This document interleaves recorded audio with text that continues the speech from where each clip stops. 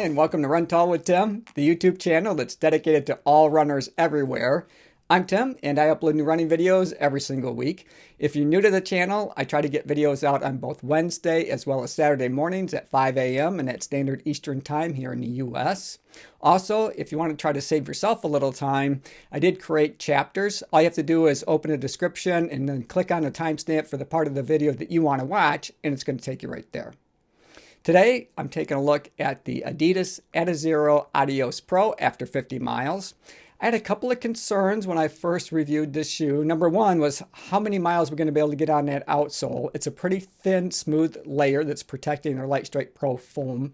And the other question mark that I had was just how long the shoe was going to last and maintain that bounce and snappy ride that we get from it. So we're going to take a look at that midsole material, their Lightstrike Pro foam, see if we can find any compression marks and get an idea of how long or how durable the shoe will be. Before we get to that, let me just show you what it looks like to run in these shoes. And then when we return, we're going to talk about all that stuff and a whole lot more.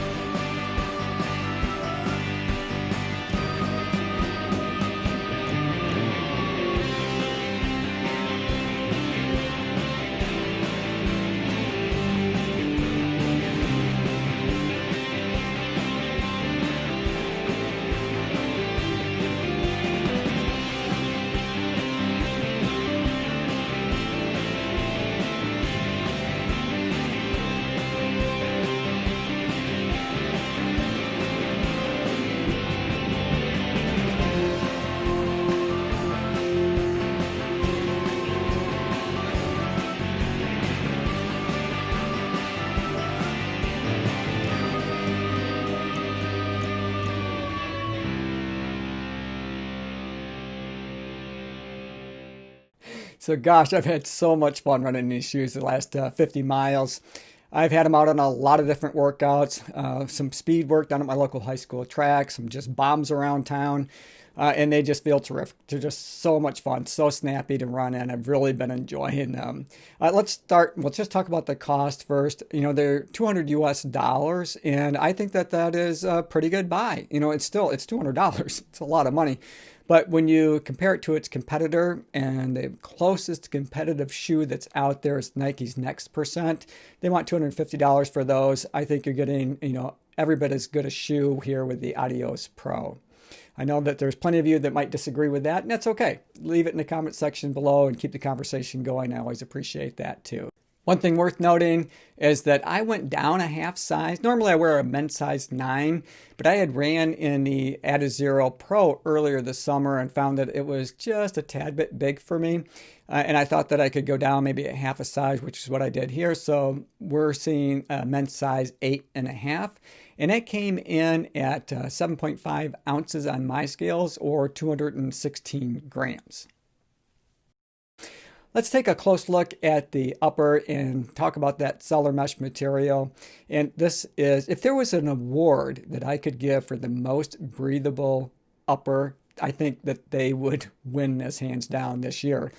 It is so cool underfoot. Now, granted, right now here it is in the 20s, and that's 20 degrees Fahrenheit, so it is well below freezing.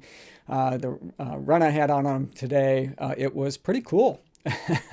My toes got a little chilly, but still very breathable. And I'm going to be really looking forward, or I am really looking forward to running in these in hotter weather for some half marathons. Hopefully, 2021 will be the year that we can get back out to in-person races, because wouldn't that be a joy?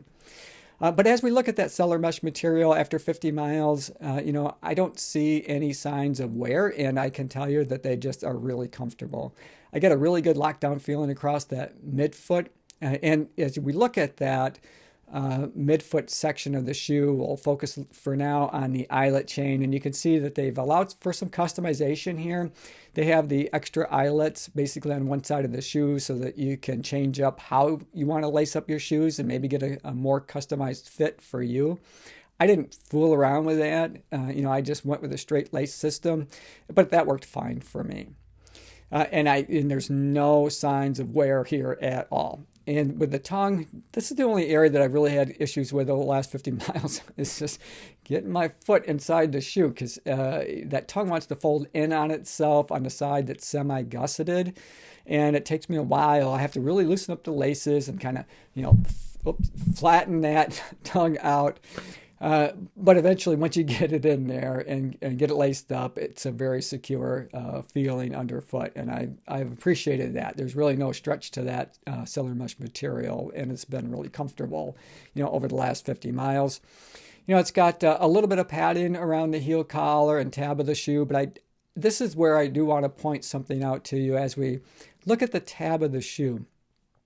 Up on that heel counter, right up the center, is a piece of plastic that you can feel in there. And if we look closely, you can see that there are a little signs of wear where that plastic comes up into the tab of the shoe. So that could be a concern down the road. Hopefully it won't wear through and create any kind of holes or anything along those lines. Maybe it's just going to be, a bit of an indent there and never really progress much further than that. But, after 50 miles, you can see where that plastic tab is on that on the tab of the shoe. So hopefully it's not going to eventually, poke through that cloth material. Let's turn now and we'll look at the heel counter. There's no structure on the sides. As I mentioned, right up the center of that heel counter, they've got some a plastic tab that gives it just a smidge of structure. It's plenty for a racing shoe. I didn't have any issues with that, and that plastic up the center of the heel counter doesn't seem to be breaking down at all. So I think that's going to hold up just fine. Turning now and look at the midsole material and that Light Strike Pro foam that they have there. They've got a ton of it. You might recall it has 39 millimeter stack height in the heel and 31.5 millimeters in the forefoot. So, it's got, a pretty good drop from heel to toe. But it felt comfortable, and I didn't have any issues with my heel hitting, prematurely when I've been out running. Got a lot of energy return in that Light Strike Pro foam. Far more than I expected there to be. And I noted this when I first reviewed the shoe. When you first put it on, you start walking around, gosh, it feels really soft, especially to me in that heel area. But once you start running, and if you're a midfoot to a forefoot foot striker, boy, it just seems like there's a ton of bounce there. And then, within that foam, in the heel, they have a carbon fiber plate. And basically that carbon fiber plate is up toward the top of the foam. So you're almost standing on top of it with your heel. Whereas the energy rods that they have in the forefoot of the shoe are more buried in the center and go down much lower to the ground as they arc back up towards your toe. And I found it to be a really snappy ride. Boy, there just is a lot of energy return there. And if you're not familiar with these energy rods, so, again, they've got a carbon fiber plate that's in the heel area, and then they've got energy rods in the forefoot that really mimic the bone structure. So think of it as the skeleton of the shoe, or the skeletal structure of the Adios Pro. And I found it to be really enjoyable. Lots of energy return, lots of pop for off my toe. So I really did enjoy that. And it creates a sensation of wanting you to go fast. when you're up on your, whether you're midfoot or up on your forefoot, there's just a lot of bounce back to it, and it keeps your foot strike and your gait cycle moving in a quicker cadence than what maybe I've been used to in other shoes. So I really appreciated that, and it was noticeable. And as we look at that midsole foam, you can see where there is some compression marks here, and that's one of the things that I was a little bit concerned about. It's not overly exaggerated, but I've noticed it where that carbon fiber plate is in the heel, right in that section. You can see there's a little bit of compression marks there. And then up where those energy rods are, you can see that there's a little bit of compression mark in the foam there. And interestingly enough, if you flip the shoe over and you were to run your hands on the bottom of the shoe, across this way, you can actually feel where those energy rods are. And I don't think that that's going to be an issue as far as durability goes. I just thought it was interesting that those rods come down far enough that at least I can feel that when I rub my hands across the bottom of the shoe. So you notice where they are, and you can tell that they do line up with your metatarsal bones in your foot. Very enjoyable though in terms of the ride that they give you. So now that we have the shoe flipped over, let's take a much closer look at that midsole material or outsole material. And as I mentioned, it's got a little bit of rubber around the heel and some of the high abrasion areas, and then up through the forefoot. And as we look at that, you can see that there really aren't any serious abrasions or any kind of wear in that material. So after 50 miles, I think it's holding up really well. That was an area that I was really concerned about, because you spend $200 on a pair of shoes, you want it to last more than 100 miles. And I think these shoes are going to go, quite a ways, maybe upwards around 400 miles. And for a carbon plated racing shoe, that's pretty fantastic. So I think overall this shoe has done really well over the last 50 miles. I've really been enjoying running in them. I've taken them out to my high school track and done a number of different speed workouts, and they've performed really well each time. I will note that the first time I reviewed the shoe, I had a comment from one of our subscribers asking me to kind of pay attention to whether or not I felt that this was pace dependent. So if you slowed down, did it feel like the shoe was actually working against you at times? And I haven't had that sensation yet, but more testing still to come. I do plan to use these shoes right now. They're my number one pick to run a half marathon race in 2021.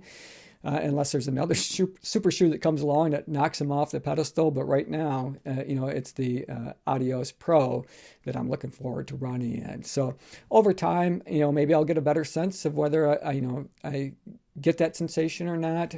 But thus far, I have not noticed that. So we'll see as time goes on. Hey, I hope you enjoyed this video. I really enjoyed making it for you. If you did, maybe give it a thumbs up. As always, run tall, run strong, be kind to one another. Thanks for watching, and we'll see you next time.